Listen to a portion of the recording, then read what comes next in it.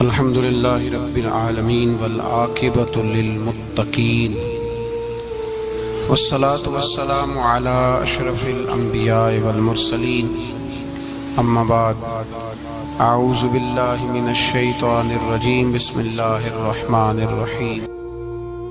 نبی پاک صلی اللہ تعالی علیہ وسلم نے ہمیں اللہ کی جانب بلایا ہے۔ دنیا کے اندر مسلمان کا اور غیر مسلم کا فرق یہ ہے کہ مسلمان نظریاتی ہے، عقیدے والا ہے، اور جو مسلمان نہیں ہے وہ نظریاتی نہیں ہے۔ یہ ایک فرق ہے۔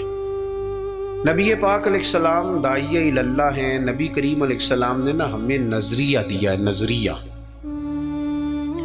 حضور نے ہماری سوچوں کو بدلا ہے، ہمیں نظریاتی بنایا ہے۔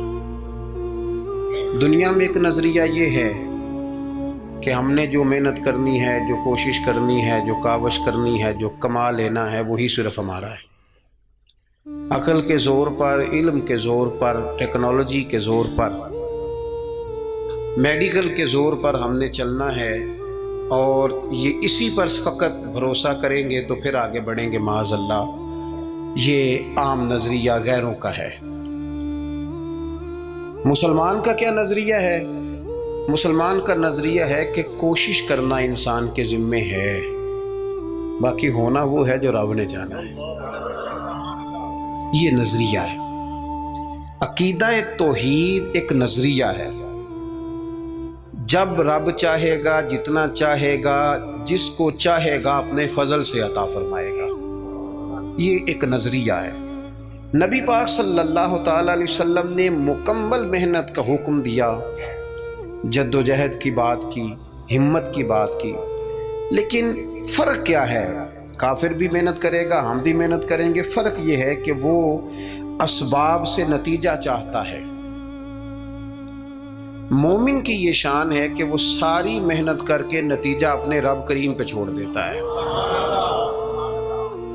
ہمارے ساتھ آہستہ آہستہ یہ ہوا ہے کہ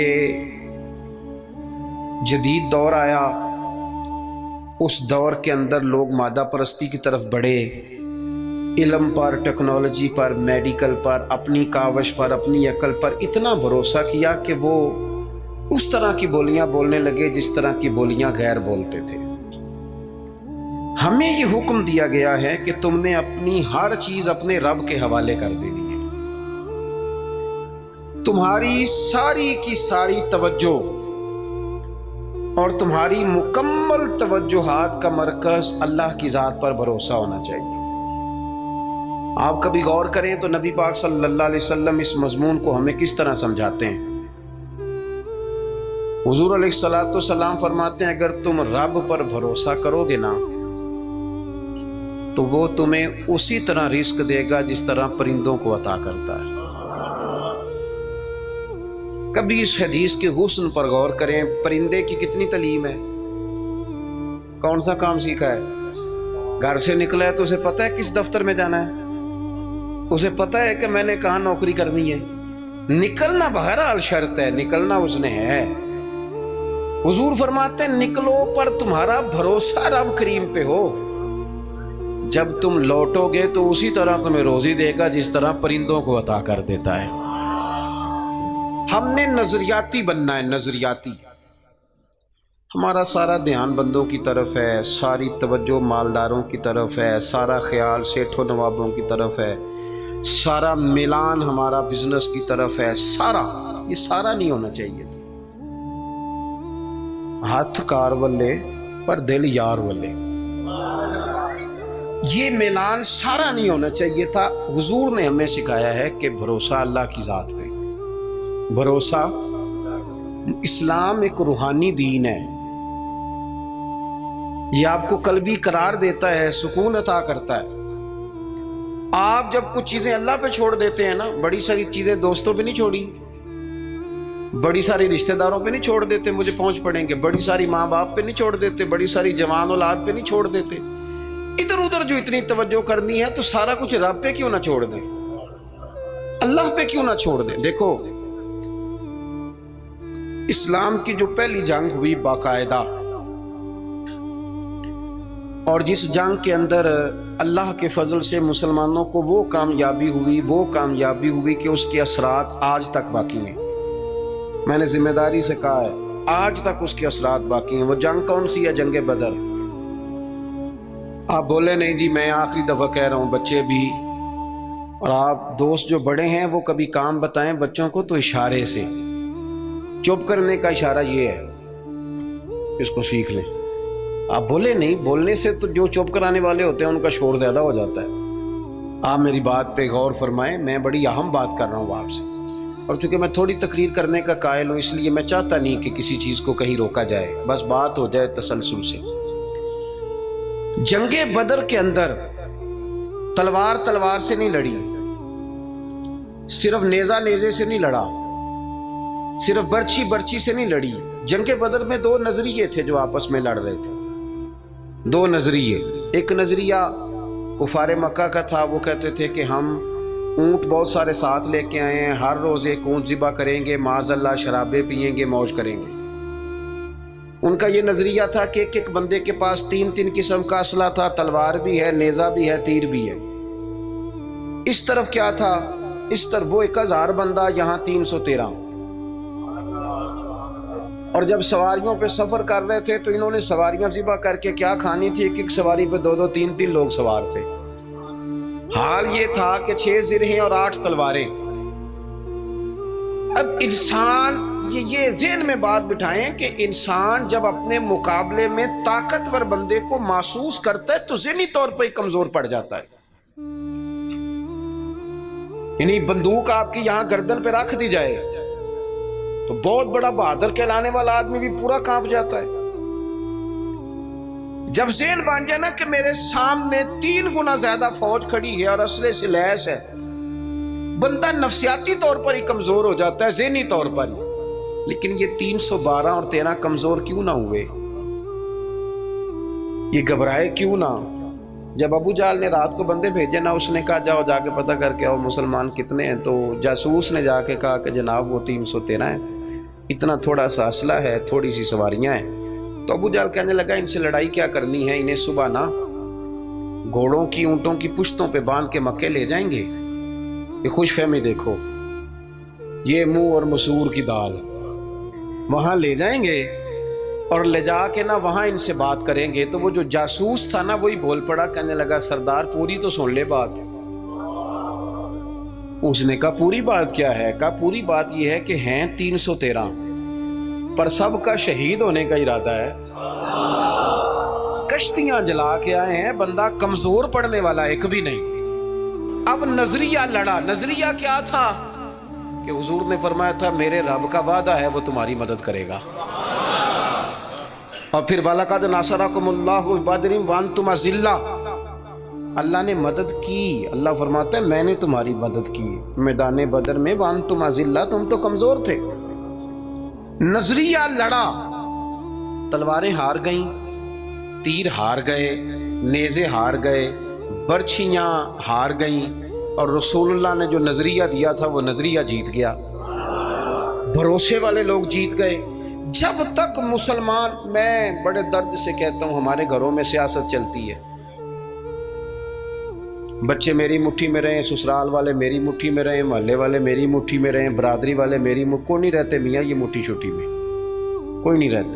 مجھے ایک بزرگ کہنے لگے 5 بچے ہیں ایک بھی نہیں سنتے، تو میں نے کہا بابا جی اتنی مجبوری کیا ہے بچوں کو سنانے کی؟ آپ نے جو سنانا ہے رب کو سنائیں، جتنی دیر ان پر دھیان کرنا ہے اتنے نفل بڑھا دیں، ان کو موج کرنے دیں۔ آپ کتنا کو انہیں قائل کریں گے اور کتنا کو مائل کریں گے، یہ تو اسی طرح کا سلسلہ ہے۔ جتنی سیاست ہم لڑاتے ہیں نا لوگوں کو سیٹ کرنے میں، اگر اس سے آدھا وقت بھی اپنے رب کو راضی کرنے میں لگائیں نا تو رب راضی ہو جائے تو لوگوں کے دلوں میں محبت پیدا فرما دیا کرتا ہے۔ نظریاتی بنے، توجہ، اتنی بندوں پہ توجہ کرنا، اتنی سیاست کرنا، اپنے آپ کو ہر وقت لوگوں میں گڈ بک میں، کوئی ضروری ہے کہ سارے لوگ ہمیں اچھا ہی کہیں؟ کوئی ضروری ہے؟ کوئی ضروری نہیں۔ کوئی ضروری ہے کہ ہر وقت آپ یہی کہیں کہ ہر کونے سے میری تعریف ہی اٹھے؟ کوئی ضروری نہیں میرے بھائی۔ نظریاتی ہو جائیں، توجہ اللہ رسول کی جانب، तवज्जो अल्लाह वालों की जानिब। बाकी ये दुनिया की सियासत, इसमें थोड़ी कमी भी लाएं। देखें रसूल पाक सल्लल्लाहु अलैहि वसल्लम नजरिया क्या देते हैं। एक जंग से वापसी है, हुजूर आराम कर रहे हैं, सहाबा थोड़ा सा हट के अदबन दूर दूर होके लेट गए। सरवरे कायनात अलैहिस्सलाम भी आराम करने लगे तो तलवार उतार के दरख्त की टहनी से लटका दी, हुजूर भी आराम फरमा। एक बंदा आ गया, तलवार उतार ली, हुजूर पर तान ली, और महबूब अलैहिस्सलाम फरमाते हैं आंखें सोती हैं, दिल तो मेरा जागता रहता है। उसने तलवार तान ली। अल्लाह करे मैं आपको बात समझाऊं। भाई अचानक को यहां बंदूक रख दे, उस वक्त हमने देखना है कि ब्लड प्रेशर कितना हो गया है, फिर देखना है कि इस वक्त खून के मद्दोजर का क्या हाल है। अचानक वो देखो ना मेरे अजीज, रात को 2 बजे वैसे ही छत पे बिल्ली हो और बंदे को कह दे कि चोर है, तो मुझे बताएं हाल क्या होता है। वैसे इंसान की नफ्सियात है ना। लेकिन जो नजरियाती बंदे ना, नजरियाती, डॉक्टर ने कह दिया, एक बंदा नजरियाती नहीं था, डॉक्टर ने कह दिया तो हफ्ते में मर जाएगा, तो वो 3 दिनों में मर जाता है। एक नजरियाती है, डॉक्टर ने कहा 1 हफ्ते के बाद आप दुनिया से रुखसत होंगे। तो उसने कहा डॉक्टर साहब आप जो कह रहे हैं अपने इल्म के मुताबिक कह रहे हैं, होना वो है जो मेरे रब करीम ने चाहा। ये कई साल भी निकाल सकता है। शर्त ये है कि हम नजरियाती हों। हमारी सियासत ही ख़त्म नहीं होती है कि जगह मैं खुद जाता हूँ, बंदे राजी कर रहा हूँ, जहाँ मैं नहीं गया वहाँ बेटा भेजा, तू वलीमे पे हो जा, छोटे भाई से कहा तू फातिहा कह। सारा दिन बंदे राजी करने में वो फिर नहीं राजी होते। हज़रत मौला अली फरमाया करते थे ये इस तरह है जिस तरह चरवाहे की बकरियां हैं, इधर वाली घेर के लाओ तो इधर वाली निकल जाती, इनको घेरो तो इधर वाली निकल जाती। तो ज़रूरत क्या है? रब की जानिब तवज्जो करना, अल्लाह पे भरोसा करना। उसने तलवार हुजूर पे तान ली। ओ भाई क्या हुआ है? आपको अर्ज किया, आप खामोश हो, अल्लाह आपको खुश रखे और ये आना जाना भी बंद करें। आपको अल्लाह ताला बड़ी सारी जज़ाए खैर दे। कुछ बंदे बुज़दिल होते हैं, उन्हें तकरीर ना भूल जाए कहीं। आप मेरी बात सुने, आपकी मेहरबानी, अल्लाह आपको सलामती अता फरमाए। मैंने जितनी बात कर ली है शायद इतनी भी ना करूं, इससे कम करूं, लेकिन चाहता ये हूं कि मेरी नहीं है ना, अल्लाह रसूल की है। तो अल्लाह रसूल की बात अपने दामन में बड़ा अदब रखती है। अजीज भाइयों, उसने तलवार हुजूर पे तान ली, सरकार ने मुकद्दस आंखें खोली। तो मैं बता चुका हूं कि अगर हम पर कोई पिस्तौल ताने तो शायद सारा वजूद कांपने लगे। उसने तलवार तानी, हुजूर की मुकद्दस आंखें खुली, कहने लगा आपको मुझसे कौन बचाएगा? कुर्बान जाए, हुजूर ने मुस्कुराना शुरू कर दिया। जिंदगी नजरियाती बन जाओ, जिंदगी हंस के गुजर जाएगी सारी। लेकिन अगर नजरियाती नहीं हो ना, तो फिर तो भाई कारोबार पे नुकसान पे भी हार्ट अटैक हो जाता है। फिर तो मेरे अजीज नौकरी से जवाब हो जाए तो लोग मरीज हो जाते हैं शुगर के। अगर आप नजरियाती हैं तो जी लेंगे। उसने कहा कौन बचाएगा? तो महबूब मुस्कुरा के फरमाने लगे ये तूने अजीब बात कर दी, मुझे मेरा रब बचाएगा। अल्लाह के नाम में ताकत है, अल्लाह के नाम में कुव्वत है, अल्लाह बचाएगा। बस हुजूर की जुबान ने नूर से ये जुमले निकले, अल्लाह बचाएगा। उन लोगों से डरना चाहिए जो अपने फैसले रब के हवाले कर दें। अच्छा वकील करने के पैसे ना हों, सिफारिश के पैसे ना, और मामला अल्लाह पे छोड़ दें, उनसे डरो। उन्होंने सबसे बड़े कोर्ट में मुकदमा दायर करा दिया। हुजूर फरमाने लगे रब बचाएगा। बस इन लफ्जों में क्या असर था, बंदा कांपने लगा, तलवार हाथों से गिर गई। सरकार ने उठा ली, फरमाया लो भाई मुझे तो रब ने बचा लिया है, अब तू बता तुझे कौन बचाएगा। आप जिंदगी में अगर नजरियाती हैं तो आप जिंदा हैं, और अगर आप लगे हुए हैं कि ओहो क्या बनेगा, मेरी कौन सुनेगा, गांव छोटा है, मैं बात कर भी लूंगा तो कहां पहुंचेगी, तो कौन होगा, तो कैसे होगा, तो ये तो कमजोरी है। आपके जिम्मे तो कहना है, पहुंचाना तो अल्लाह करीम की बारगाह है, करम के फजल का नतीजा है। अल्लाह बचाएगा। उसके हाथ से तलवार गिर गई, हुजूर ने उठा ली, फरमाया मुझे तो रब ने बचा लिया है, अब तू बता तुझे कौन बचाएगा। कहने लगा हुजूर मैंने सुना है आप बड़े ही माफ करने वाले हैं, آپ صحیح بتاؤ، ایک بندہ میرے اوپر تانے پستول تھوڑی دیر کے بعد قابو آ جائے تو وہ مجھے کہے جی آپ تو نیک آدمی ہیں چھوڑ دیں، تو میں کہتا ہوں قابو آ گیا تو میں نیک ہو گیا ہوں، پہلے تو بندوق لے آیا تھا۔ لیکن یہ حضور سید عالم صلی اللہ علیہ وسلم کے ضرب کی، حوصلے کی اور محبوب کے دل نور کی بڑائی دیکھو کتنا بڑا ہے۔ اس نے کہا سنا ہے آپ معاف کر دیتے ہیں، فرمایا تو نے سنا ہے؟ حضور سنا ہے۔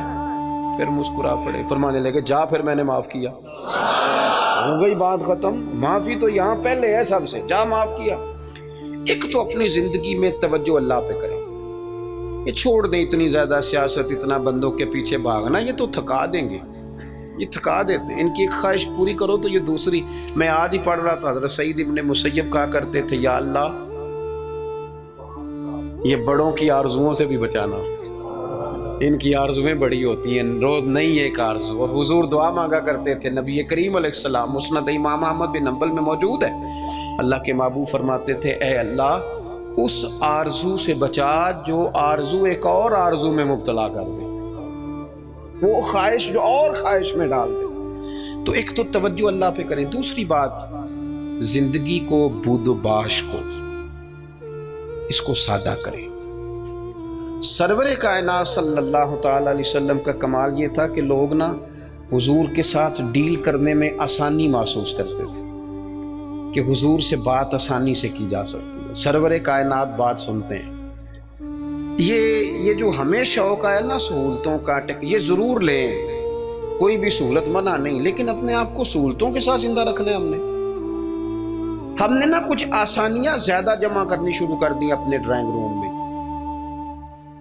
سردیوں میں ہیٹر ہے، گرمیوں میں اے سی ہے، اور ہر شہر ریموٹ کنٹرول ہے، اٹھنا نہ پڑے بیڈ سے، توبہ توبہ، اور واش روم بھی اٹیچ ہے۔ اتنی سہولیات جمع کرنا چاہتے ہیں، بس نہیں چلتا، ورنہ جو ہم لا سکتے ہیں وہ تو ضرور آتا ہے۔ اس سے زیادہ جب آپ اتنی آسانیوں کے عادی ہو جاتے ہیں نا میرے عزیز، تو پھر آپ نظریاتی نہیں رہتے، پھر آپ کو قابو کیا جا سکتا ہے، پھر تو ڈاکٹر کو بھی اے سی دے کے تحفے میں تو مرضی کی دوائی لکھوائی جا سکتی ہے۔ حالانکہ اس معاملے میں سفارت چلنی چاہیے، صحت والا معاملہ تو ٹھیک ہونا چاہیے نا، لیکن ڈاکٹر اگر بڑا ہے تو اسے چابی دیں کمپنی والے گاڑی کی، تو اسی کمپنی کی دوائی لکھ دے گا، اللہ ماشاء اللہ۔ جب آپ نظریاتی ہیں، تھوڑے پہ آپ کو گزارا کرنا آتا ہے۔ حضور صلی اللہ علیہ وسلم نے نا ہمیں اپنی سیرت کے تعلق سے جو دوسرا بڑا نظریہ دیا وہ یہ ہے، آپ کو میری باتوں کی سمجھ آ رہی ہے؟ جو نہیں بولتے انہیں بھی آ رہی ہے۔ حضور نے ہمیں اپنی سیرت نور سے ایک پیغام دیا ہے کہ دنیا میں تمہارے مکانات نہیں، تم نے یہاں رہنا ہے مسافروں کی طرح۔ تمہارے لیے نا عالی شان محلات اور تمہاری مرضی کی آسانیاں اور سہولتیں وہ ساری رب نے جنت میں تمہارے لیے تیار کی ہیں، وہاں تمہیں من چاہی چیزیں ملیں۔ یہاں تم نے مسافروں کی طرح، کن فی الدنیا کانک غریب و عابر سبیل، مسافر کی طرح، راہگیر کی طرح وقت گزارنا۔ آپ نے کبھی دیکھا ہے کہ بس اسٹاپ پہ جہاں بندے کھڑے ہو کے بس کا انتظار کرتے ہیں، وہاں کبھی کسی بندے نے جگہ خرید لی ہو کہ یہاں اکثر کھڑے ہونا پڑتا ہے تو چلو جگہ تھوڑی خرید لیتے، خریدتا ہے کیوں؟ اسے پتہ ہے کہ بس آئی تو میں نے چلے جانا ہے۔ پلیٹ فارم پہ، ریلوے اسٹیشن پہ کبھی کسی بندے نے جگہ خریدی ہے کہ یار اکثر آنا جانا پڑتا ہے تو چلو تھوڑی خرید لیتے ہیں، کبھی خریدی ہے؟ ایئرپورٹ پہ نا میں نے یہ دیکھا ہے کہ آپ اپنا بیگ رکھ کے، ہینڈ کیری سامان رکھ کے آپ کسی کرسی پہ جائیں نا، اور آپ واش روم سے ہو کے یا کسی طبی حاجت سے ہو کے واپس آئیں تو وہاں کو بندہ اور بیٹھ گیا ہو تو بندے جھگڑا نہیں کرتے، چپ کر کے اپنا سامان اٹھاتے ہیں دوسری جگہ پہ۔ کیوں نہیں کرتے؟ ان کو پتہ ہے کہ فلائٹ آئی تو میں نے یہاں رٹا ڈالنے کی ضرورت کیا ہے؟ آپ نبی کریم علیہ السلام کی بات کو سمجھیں۔ حضور نے فرمایا کہ تم نے یہاں مسافر کی طرح رہنا ہے۔ مسافر کو 2-2 مرلے کے لیے جھگڑے کھڑے کرتے ہیں، وہ کچھ 6-6 انچ کے لیے رٹے ڈالتے ہیں، ان کو تو پتہ ہے کہ حضرت اسرائیل نے آنا ہے اور ہم نے چلے جانا ہے۔ اس لیے حضرت بلال حبشی رضی اللہ تعالیٰ عنہ بڑا عرصہ رہے مدینہ طیبہ، 10 سال رہے، انہوں نے کوئی مکان نہیں بنایا۔ ایک حجرے میں وقت گزر گیا، کو بتائے کہ شادی سے پہلے مولا علی شیر خدا کا مکان کہاں تھا، کو بتائے کوفے میں کتنی جائیدادیں بنائی انہوں نے، کہاں محلات تعمیر کیے ان لوگوں نے، ان کو پتا تھا، ان کو پتا تھا حضرت عمر پر 80 دینار کا قرضہ تھا، انہوں نے پتا تھا کہ جب حضور آئے تھے نا معراج کی رات تو مجھے بتایا تھا کہ عمر میں تیرا محل دیکھ کے آیا ہوں، تو جب حضور دیکھ آئے تھے تو پھر انہوں نے یہاں بنایا۔ یہ نظریاتی بات ہے، اس کو آپ نے سمجھنا ہے۔ ہمارے ہاں یہ ابھی کرونا آیا نا، پینک پھیل گئی، ٹینشن ڈپریشن کے مریض بڑھ گئے۔ آپ نے ناراض نہیں ہونا، زیادہ تر وہ لوگ ٹینشن میں ہیں جو آسانیوں میں جینے والے تھے نا، کیونکہ بندے نے اتنی قیمتی کوٹھی بنائی ہو پھر چھوڑ کے مر جائے، دل نہیں کرتا مرنے کا، اتنے پیسے جمع کیے ہوں پھر چھوڑ کے کیسے مرے گا، دل ہی نہیں کرتا۔ وہ لوگ مسافر تھے جنہوں نے سامان باندھے ہوئے تھے، جب رب کا حکم آئے گا ہم حاضر ہو جائیں گے۔ اب یہ ٹینشن کیوں پھیلی؟ ٹینشن بھی اس لیے پھیلی کہ ہم اسلامی نظریات کو نہیں سمجھتے۔ اور میرے بھائی وہ کسی اور کا عقیدہ ہے کہ مر جائیں گے تو فنا ہو جائیں گے، اور کا عقیدہ ہے۔ اور مجھ سے کچھ سوالات بھی ہوئے اس دوران۔ دیکھو قبر کھڈا بھی ہے، گڑھا بھی ہے، لیکن مجھے اپنی ڈائریکشن کا پتہ ہے، آپ کو بھی اپنی ڈائریکشن کا پتہ ہے۔ ہمیں کسی کی نا ایک آدھ خامی کا پتہ ہوتا ہے، اپنی تو ساری کا پتہ ہوتا ہے، لیکن وہ الگ بات ہے کہ اپنی خامیوں سمیت اپنے آپ سے پیار ہوتا ہے، اور کسی کی ایک خامی دیکھ کے بھی اس سے پیار نہیں رہتا۔ عزیز بھائی، ہمارا یہ مسئلہ ہے کہ اگر تو ڈائریکشن ہماری غلط ہے، کام ہم نے دوزخ والے شروع کیے ہوئے تو قبر کھڈا ہے، دوزخ کے گڑھوں میں سے گڑھا ہے، لیکن اگر ڈائریکشن ٹھیک ہے، حلال حرام کی تمیز ہے، آنکھ پر، زبان پر، نفس پر کنٹرول ہے، پھر قبر کھڈا نہیں، نظریہ سمجھو، پھر تو قبر باغ ہے۔ نہیں سمجھے آپ میری بات؟ قبر باغ میں جاتے ہوئے ڈر لگتا ہے، پریشانی ہوتی ہے، دل گھبراتا ہے، وہ جی قبر میں آکسیجن کہاں سے آئے گی؟ میں نے کہا جہاں اماں کے پیٹ میں بچہ ہوتا ہے تب کہاں سے آتی ہے؟ چلیں اس سے بھی اور مثال دیتا ہوں، کبھی انڈا دیکھا ہے جب اس میں سے بچہ نکلتا ہے؟ چاروں جانب کو جگہ ہوتی ہے آکسیجن کی۔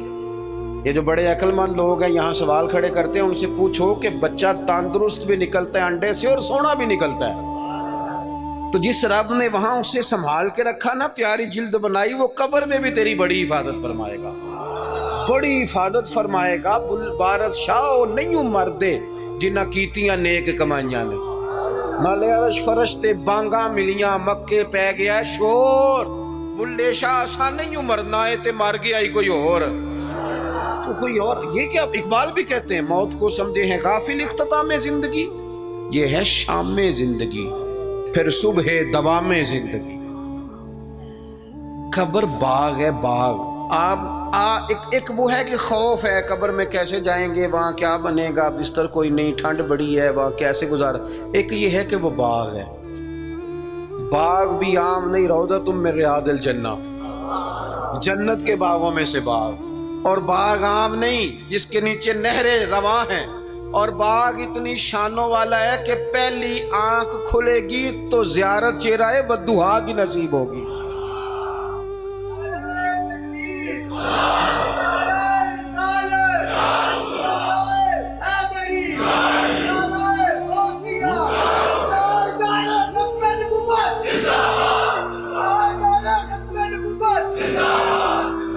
میری بات پر توجہ کریں، جب آپ کا یہ نظریہ بن جاتا ہے نا کہ میرے لیے آگے بڑا کچھ ہے۔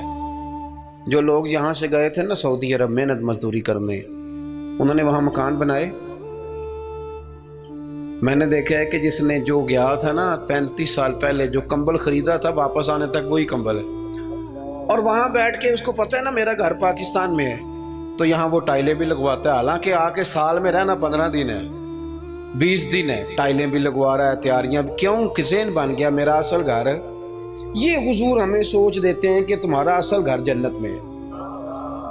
اسی پنجابی چ ایک لفظ بول رہے ہیں، تم کدے سوچیا بھی نہیں ہوئے گا، بولتے ہیں نا جی، اس کا معنی کیا ہے کہ تیری سوچ سے، تیرے ادراک سے ماوراء بات کر رہا ہوں۔ حضور کیا فرماتے ہیں؟ نبی پاک فرماتے ہیں تمہارے لیے رب نے جنت میں وہ نعمتیں تیار کی ہیں نہ کسی آنکھ نے دیکھی، نہ کسی کان نے سنی، اور فرمایا تمہارے دل پر خیال بھی نہیں گزرا ہوگا کہ اللہ یہ عظمتیں عطا فرمائے گا. اس کی طرف رغبت کی. یہ تو آپ آئے ہیں جاہل لوگ جو جنت کا مذاق اڑاتے ہیں. ہمارے بعض نعت خواں اللہ ماشاء اللہ، بعض ادیب، بعض شاعر، بعض واعظین وہ کہتے ہیں میں جنت ہوگا دی گل کرنا. اگا کتے جانا ہے تو؟ یہی سارا کچھ ہے. جنت میں ہی اللہ کا قرب ملے گا اور یہی رسول اللہ کی زیارت بھی نصیب ہوگی. آگے کدھر جانا ہے تو نے؟ کون سی نئی جگہ بنا لی میاں تو نے؟ بات کو سمجھیں. اب حضور نے نظریہ دیا. حضرت عمر فاروق رضی اللہ تعالیٰ عنہ سرکار سے ملنے آئے. حضور نہ موٹے بان کی چارپائی پہ آرام فرما تھے. ہن تے پائی پنڈاں وچ بھی بیڈ نے. بان دیاں چارپائیاں کتھے رہ گئیاں؟ کی آکھی دا سی مونج دی منجی؟ بولو نا یار. مونج دی تے جیڑی جیز چ ملدی سی او دے بس پاوے رنگین ہوندے سن. انجے یہ اوہو. لیکن کمال تھی نا یار. مکان کچے بندے پکے، محبت گہری، پیار زیادہ. حضرت عمر آئے، اللہ کے رسول آرام فرماتے بوٹے بان کی چارپائی پہ. حضور حضرت عمر کے لیے اٹھے تو کمر پر نا یہ جو موٹے بان کی چارپائی ہوتی ہے اس کے نشان پڑ جاتے ہیں. اور ہم نے دیکھے اکثر بزرگوں کی کمروں پہ نشان ہوتے، اکثر دیکھے. سرکار اٹھے تو کپڑا مبارک ذرا ہٹا تو دیکھا کہ نشان پڑے ہوئے. تو حضرت عمر رو پڑے. دلیر آدمی تھے پر رو پڑے. حضور کی محبت میں روئے. عرض کی یا رسول اللہ کیسر و کسرا تو دنیا میں بڑی آسانیوں میں ہیں اور آپ اللہ کے حبیب ہو کے. وہ درد سے رو رہے ہیں، اخلاص سے بات کر. لیکن نبی کریم علیہ السلام ان کی سوچوں کو بدل رہے ہیں، انہیں نظریہ دے رہے ہیں. حضور فرمانے لگے عمر تم پسند نہیں کرتے کہ وہ دنیا میں تھوڑی آسانی لیں اور آخرت میں رسوا ہو جائیں؟ اور یہ پسند نہیں کرتے کہ ہم دنیا میں تھوڑی تکلیف برداشت کریں اور آخرت کی ساری سعادتیں اللہ ہمیں ہی عطا فرما دے؟ اس لیے حضور نے فقر کو پسند کیا، سادی روٹی کو پسند کیا، کچے مکان کو پسند کیا. جب آپ کا نظریہ یہ نہیں بنتا کہ میرے لیے آگے بڑا کچھ ہے، اتنی دیر تک انسان آخرت کی تیاری کا شوق پیدا نہیں کرنا. اگر یہ نظریہ بن جائے، وہ ملا رومی رحمۃ اللہ لکھا ہے کہ مصر میں ایک زمانے تک یہ طریقہ رہا کہ وہ سال کے نا آخری دن، سمجھ لیں ذی الحج کی 29 تاریخ کو دریا کے کنارے جاتے تھے تو جو بندہ سب سے پہلے کشتی سے اترتا تھا نا اسے پکڑ کے بادشاہ بنا لیتے تھے. پورا سال اس کی بات مانتے تھے، لیکن سال گزرنے سے 2-3 دن پہلے اسے جنگل میں چھوڑ آتے تھے. بھیڑیے کھا جاتے تھے. کہتے تھے اگر زندہ رہا تو دوبارہ کرسی پہ بیٹھنے کی سازش کرے گا. اس کا بھی بڑا ذائقہ ہے نا، ایک دفعہ بندہ بن جائے تو پھر یہ چسکا جاتا بھی نہیں. تو ان کا یہ طریقہ تھا. ایک درویش بھی ایک دن، اسے کیا پتا تھا کہ یہ بادشاہ بنائیں گے، وہ اترا کشتی سے، انہوں نے پکڑ لیا. وہ کدھر لے کے جا رہے ہو؟ کہ تمہیں بادشاہ بنانا ہے. کہنے لگا مجھ سے تو پوچھ لو. انہوں نے کہا بادشاہ ہم جو بندہ آتا ہے نا ہمارا اصول ہے بادشاہ بنا لیتے ہیں. تو اس نے کہا ٹھیک ہے بتاؤ بادشاہ کے ساتھ کیا کرتے ہو، کیا طریقہ؟ انہوں نے کہا جی سال آپ کی بات مانیں گے. تو میں سال کے بعد کہنے لگے وہ جنگل ہے اس میں چھوڑ آئیں گے. کہنے لگا ایک تو 2 وعدے کرو، ایک تو تم جو میں کہوں گا سارا سال مانو گے، اور دوسرا اسی جنگل میں چھوڑو گے، کسی اور میں تو نہیں پھر چھوڑا ہوگے؟ انہوں نے کہا نہیں اسی میں چھوڑیں گے. اس نے بیٹھتے ہی پہلا حکم یہ دیا کہ اس جنگل سے ساری جھاڑیاں کاٹ دو. دوسرا حکم یہ دیا اب جھاڑیاں کٹ رہی تھی تو درندے ویسے ہی بھاگ گئے جنگل سے. پھر اس نے کہا کہ یہاں ذرا لگا کے نا اچھی طریقے سے حالت تو ذرا پھول اگاؤ، کھیتیاں اگاؤ. وہ پورا سال وہ باغ سنوارتا رہا. اب لوگوں نے وعدہ کر لیا تھا وہیں چھوڑ کے آئیں گے. سال کا آخر ہوا تو پہلے بادشاہوں کو لے جائیں. وہ بیٹھتے تھے نا کرسیوں پہ تو غافل ہو جاتے تھے اور چکروں میں پڑ جاتے تھے. معاذ اللہ کہتے تھے یہ گزارو نا تو پھر آخری دن دیکھا جائے گا. معاذ اللہ جو آج ہماری سوچیں بن گئی. اب آخری دن جب جنگل میں لے کے جاتے تھے تو تڑپتے تھے نہ لے کے جاؤ نہ لے کے جاؤ. لیکن اس نے چونکہ سارا سال محنت کی تھی نا وہاں جانے کے لیے، اس کو جب لے کے جا رہے تھے تو کہہ رہا تھا اجلونی ذرا جلدی نہیں لے جاتے، ذرا جلدی نہیں لے جاتے. عارف رومی فرماتے ہیں کچھ بندے دنیا میں رہتے ہیں، دنیا میں جیتے ہیں، لوگوں کے ساتھ وقت گزارتے ہیں، لیکن موقع ملا ہوتا ہے نا اپنی قبر کو باغ بناتے رہتے ہیں، پھول لگاتے رہتے ہیں. اور یار کتنی لمبی راتیں ہیں، جو ان راتوں میں بھی تہجد نہ پڑھے اس نے کب پڑھنی ہے؟ جو ابھی بھی اور دروازہ صبح کھٹک گیا تو پھر بھی تو اٹھنا ہے کہ نہیں؟ بولو خدا نہ کرے کوئی بیمار ہو گیا تو سحری میں اٹھنا پڑے گا کہ نہیں؟ بہتر نہیں رب کی رضا کے لیے اٹھ جائیں؟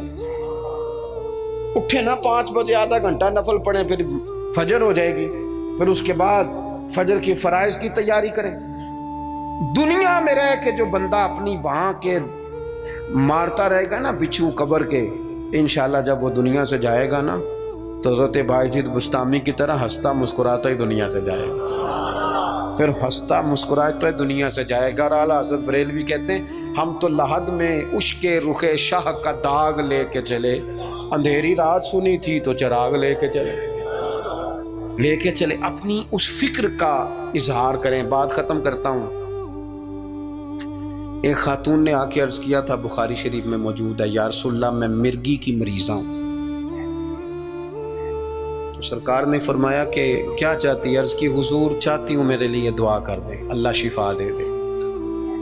حضور سب کے لیے دعائیں کرتے تھے، پر آج پتہ کیا فرمایا؟ فرمایا اگر تو چاہے تو دعا کر دیتا ہوں، شفا ہو جائے گی، اور اگر کرے صبر۔ معنی کیا ہے؟ مرگی کے ساتھ ہی گزارا کرے تو پھر میں دعا کروں گا، رب تجھے جنت عطا فرمائے گا۔ اب ذہن بن گیا تھا نا کہ آخرت ٹھیک ہونی چاہیے، نظریہ بن گیا تھا، تو وہ خاتون فوراً کہنے لگی یا رسول اللہ آپ دعا کر دیں رب مجھے جنت ہی عطا کرے۔ کیا کہہ رہی ہے بھلا؟ وہ کہہ رہی ہے میں مرگی کے ساتھ ہی گزارا کر لوں، تھوڑی سی تو زندگی ہے، جی لوں گی مرگی کے ساتھ ہی۔ سرکار نے دعا کر دی، عرض کرنے لگی یا رسول اللہ صلی اللہ علیہ وسلم جب مرگی ہوتی ہے تو جسم سے کپڑا ہٹ جاتا ہے، عورت ہو تو حیا آتی ہے۔ تو محبوب نے دعا کر دی۔ لوگ کہتے ہیں جتنی مرضی مرگی ہوتی تھی کپڑے جسم پہ قائم رہتے تھے۔ بڑا لمبا وہ خاتون حیات رہی، باہر سے کوئی آتا تھا تو صحابہ پوچھتے تھے جنتی عورت دیکھنی ہے؟ اس بوڑھی کی زیارت کرو، اسے دنیا میں حضور نے جنت کی بشارت عطا فرمائی۔ اپنی زندگی کے اندر 2 باتیں میں نے آج جو حضور نے ہمیں سکھائی ہیں وہ آج اس اجتماع میں آپ کی خدمت میں عرض کی ہیں۔ 2، ایک تو بھروسہ اللہ پہ کرنا ہے، کچھ چیزیں رب پہ چھوڑ کے دیکھیں کرم ہو جائے گا، اور دوسری بات یہ کہ رہیں دنیا میں لیکن تیاری آخرت کی کریں۔ اصل گھر یہ میاں محمد بخش صاحب رحمۃ اللہ علیہ کو ایک بندہ لے گیا ٹانگے پہ بٹھا کے اپنے گھر، بڑی دیر سے کہہ رہا تھا حضور دعوت قبول کر لیں، تو وہ رستے سارے بتاتا گیا یہ زمین بھی میری ہے، یہ بھی میری ہے، یہ بھی میری ہے، یہ بھی میری ہے، تو بتاتا گیا۔ اللہ والوں پہ دولتوں کا اثر کوئی نہیں ہوتا، تو وہ نہ جب وہ زیادہ ہی اوور ہو گیا، زیادہ ہی کہانیاں سنائی، وہ بھی خوہ ساڈا تے وہ بھی میل ساڈی ہوتی ہے نا طبیعت، تو میاں صاحب رحمۃ اللہ علیہ کہنے لگے بیلیا بس کر، اے تیرے تو پہلا کی دی سی؟ اس نے کہا جی فلانے کی۔ فرمانے لگے تیرے بعد کس کی ہوگی؟ وہ چپ کر گیا، تو فرمانے لگے دانش منداں دا کم ناہی، دل دنیا تے لانا، اس ووٹی تے لکھ خامد کیتے تے جو کیتا سو کھانا۔